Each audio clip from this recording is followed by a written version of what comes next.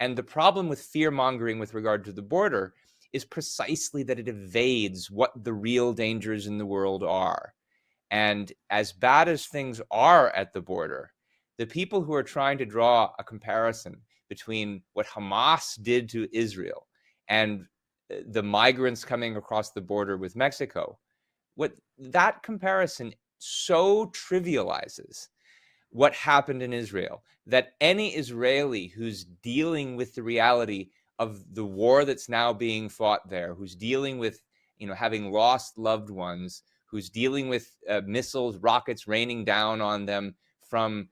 Gaza, should find this comparison so manifestly offensive that they should completely tune out the American politicians who are making it, and I think also even question whatever allegiance these politicians profess to have in favor of the cause of Israel, because they're so shamelessly exploiting this baseless comparison simply to score political points at home and to gin up sensationalist fear that they're clearly not that serious about the real danger that Israelis face and that Americans face from actual Islamic terrorists, not at the border with Mexico, but in the places where they actually threaten us, in the cities of America that have been attacked in the past, because, and this is something we'll talk about later, because the lingering dens and nests of terrorists have not been disbanded overseas. Having said that, I should also mention, once I'm done being outraged about the comparison, I then start laughing about the comparison. Because it's so ridiculous to say that what happened between Hamas and Israel is in any way comparable for some of the reasons that you mentioned, especially the idea that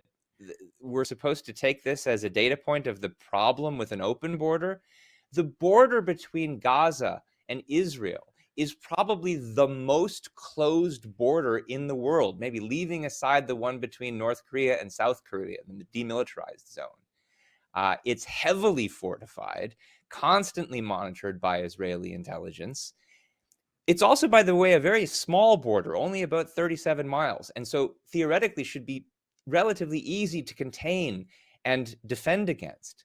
But notice how this attack happened in spite of the fact that it's one of the most heavily guarded borders in the world, and also so tiny. And so to say, oh, we should do something similar to what they have in Israel here. We should close it down as much as they have in Gaza,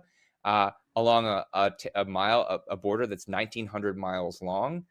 There's just no comparison. Like, if they can't stop terrorists from coming in on the border with Gaza, no amount of security on the border with Mexico is going to help. Not if they want to kill us. And while it's a problem we should worry about, this is way down on the list of solutions that we should be trying to use to address this problem.